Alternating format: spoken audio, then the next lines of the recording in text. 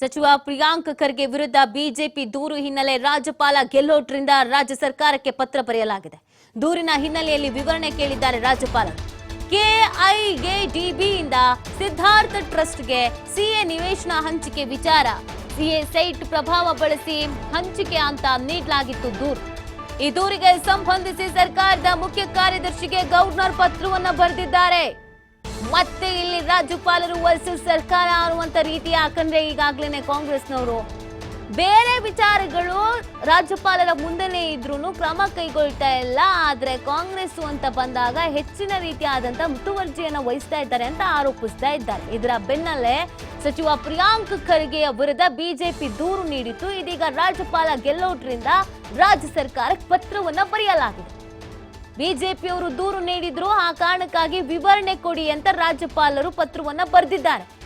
ಕೆಐಎಡಿಬಿಯಿಂದ Siddhartha ಟ್ರಸ್ಟ್ಗೆ CA ನಿವೇಶನ ಹಂಚಿಕೆಯ ವಿಚಾರ ಸಿಎ ಸೈಟ್ ಪ್ರಭಾವವನ್ನು ಬಳಸಿ ಹಂಚಿಕೆ ಮಾಡಲಾಗಿದೆ ಅನ್ನುವಂತ ದೂರನ್ನ ನೀಡಲಾಗಿತ್ತು. ಈ ದೂರಿಗೆ ಸಂಬಂಧಿಸಿ ಸರ್ಕಾರದ ಮುಖ್ಯ ಕಾರ್ಯದರ್ಶಿಗೆ ಗವರ್ನರ್ ಪತ್ರವನ್ನ ಬರೆದಿದ್ದಾರೆ.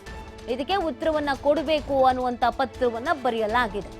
ಇನ್ನು ಈ ವಿಚಾರ ಎಲ್ಲಿಂದ ಎಲ್ಲಿಗೆ ಹೋಗಿ ನಿಲ್ಲುತ್ತೆ, ರಾಜಕೀಯವಾಗಿ ಯಾವ್ಯಾವ ರೀತಿಯಾಗಿ ಕೆಸರೆರಚಾಟಕ್ಕೆ ಕಾರಣವಾಗತ್ತೆ, ಎಲ್ಲವೂ ಕೂಡ ಸಾಕಷ್ಟು ಕುತೂಹಲಕ್ಕೆ ಕಾರಣವಾಗ್ತಾ ಇದೆ. ಯಾಕಂದ್ರೆ ರಾಜ್ಯಪಾಲರು ಬಿಜೆಪಿ ಹೇಳ್ದಂಗೆ ಕೇಳ್ತಾ ಇದ್ದಾರೆ, ಬಿಜೆಪಿಯ ಕೈಗೊಂಬೆ ಆಗಿದ್ದಾರೆ. ರಾಜ್ಯಪಾಲರ ಮುಂದೆ ಕುಮಾರಸ್ವಾಮಿ ಅವರು ಜೊಲ್ಲೆ ರೆಡ್ಡಿ ಅನೇಕರ ವಿಚಾರಗಳಿಗಿದೆ. ಅದ್ಯಾವ್ದ್ರ ಬಗ್ಗೆಯೂ ಉಸಿರೇ ಆಡೋದಿಲ್ಲ, ಅದ್ಯಾವ್ದ್ರ ಬಗ್ಗೆಯೂ ಕೂಡ ಮಾತೇ ಆಡೋದಿಲ್ಲ, ಅದ್ಯಾವ್ದ್ರ ಬಗ್ಗೆಯೂ ಕೂಡ ಆಕ್ಷನ್ ತೆಗೆದುಕೊಳ್ಳೋದಿಲ್ಲ. ಆದರೆ ಸಿಎಂ ಅಂತ ಹೇಳಿದ ತಕ್ಷಣ, ಕಾಂಗ್ರೆಸ್ ಅಂತ ಹೇಳಿದ ತಕ್ಷಣ ಇಷ್ಟು ತುರ್ತಾದಂತ ಆಕ್ಷನ್ಸ್ಗಳು ಯಾಕೆ ಅನ್ನುವಂತ ಪ್ರಶ್ನೆಯನ್ನ ಕಾಂಗ್ರೆಸ್ನವರು ಮಾಡ್ತಾ ಇದ್ರು. ರಾಜಕೀಯವಾಗಿ ಈ ವಿಚಾರ ಸಾಕಷ್ಟು ಪ್ರಶ್ನೆಗಳನ್ನ ಹುಟ್ಟಾಕುವಂತೆ ಮಾಡಿತ್ತು.